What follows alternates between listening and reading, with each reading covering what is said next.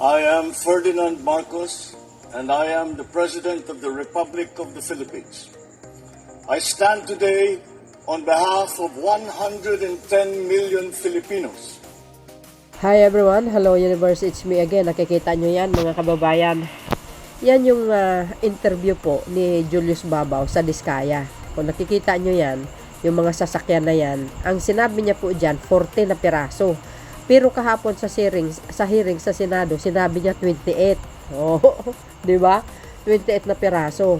Ang bibigat nga 40 million, 20 million, 16 million, 10 million. Grabe. Ang pinakamababa, yung 4 million yata. Yung correct me if I'm wrong. So, itong mga sasakyan na ito, mga kababayan, siyempre, no? Medyo kakaduda-duda talaga. Bigla silang yumaman. Ang ginawa ng Bureau of Customs, mga kababayan, pumunta po doon sa bahay ni Diskaya, ni Sara, para sa search warrant.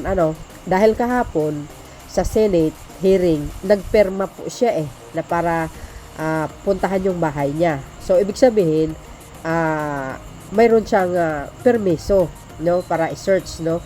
So, dahil dyan, ito, basahin ko po sa inyo, Ayan si Bureau of Customs Commissioner. Sabi niya po dito, mga kababayan.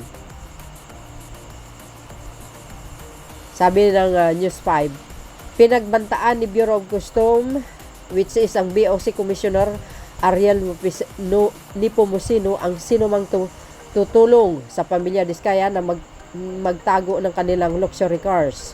Kasunod ito ng pag-inspeksyon ng BOC kung saan dalawa lang sa 12 luxury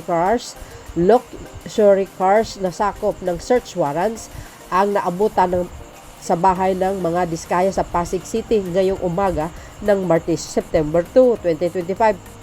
Ayan, nagpunta doon kanina ang Bureau of Customs, mga kababayan.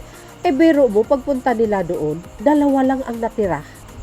Doon sa mga sasakyan na sinasabi ni Diskaya na 28 na sasakyan, na magagarang mga sasakyan. Nung pumunta ang Bureau of Customs doon, na found out nila, dalawa lang ang natira sa garahe. Di kayo naluka. Baka naman talaga, mayroong nagtimbre na magsa-search warrant itong Bureau of Customs sa mga Diskaya. Kaya tinago nila, mga bes. Agay! Sabi pa niya dito, yung mga nagbabalak na tumulong sa pamilya Diskaya na itago po itong mga luxury car vehicles na ito ay pananagutin din natin yan sa batas. Sabi po ng Ariel Nepomuceno, yung Commissioner Bureau of Customs. Ayan, grabe. Alam nyo itong Diskaya na ito, pinaglalaruan talaga ang ang pamahalaan. Kung ako si Commissioner, talagang iimbarguhin ko yan at titingnan kung talagang nagbabayad ng tax o hindi. Wow, grabe. Dahil dyan, mga kababayan, ito po ang nangyari. Mga talaga itong Diskaya na ito, may kalalagyan yan, for sure. So, ito, tingnan. Ito pa, sinabi po ni Chairman, ayan, The Bureau of Customs takes the serious of the missing luxury cars of Diskaya family with utmost seriousness. We will ensure that these vehicles are located without delay, and if discrepancies are uncovered, all taxes and duties will be collected in full. Whoa, and goes. Let it be clear, this hiding or abetting the concealment of these cars will be punished to the fullest extent of the law. The Bureau is committed to decisive action to protect government revenues, enforce accountability, and uphold the trust of the Filipino people. Agay! Ayan, nako. Oo nga naman. Kailangan imbestigahan yan. Pag hindi nagbayad ng tax, mga yan, kumpiskahin na lang ng gobyerno, mga kababayan. Hindi, totoo yun. Tapos isubasta, ibenta. Itulong na lang sa mga mahihirap. Dahil sa ginawa nila, mga kababayan, sa pagpunta ng Bureau of Customs dyan kanina para sa search warrant, dalawa lang po ang nadatnan. Ito yung katarantaduhan ng Diskaya. Itong Diskaya family. Ito, tingnan nyo to. Ayan, mga kababayan. Binalik kamo yung mga luxury cars dyan po sa garahe niya. Oh, ibinalik ng Diskaya family ang mga luxury cars. Kasi kaninang umaga, nag-search warrants ang Bureau of Customs. Ngayon, nung wala na, ibinalik. Ito, sabi po ng GMA7, sabi dito, tingnan, ilan sa mga luxury car vehicles na wala sa compound ng Diskaya sa Pasig City nung pumasok ang mga taga Bureau of Customs kaninang umaga, September 2. Nagbalikan na sa garahe ang kabila dito ang Bentley at Toyota Tundra. Nako, lagot. Malamang may nag-ano yan guys, nagtitimbre sa kanila. Ayan tingnan nyo naman yan. Ay, mga siraulo talaga. May kalalagyan to mga kababayan for sure.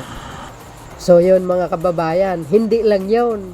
Dahil pagkatapos ng pumunta ng umaga ang Bureau of Customs, walang nadatnan, dalawang luxury car lang.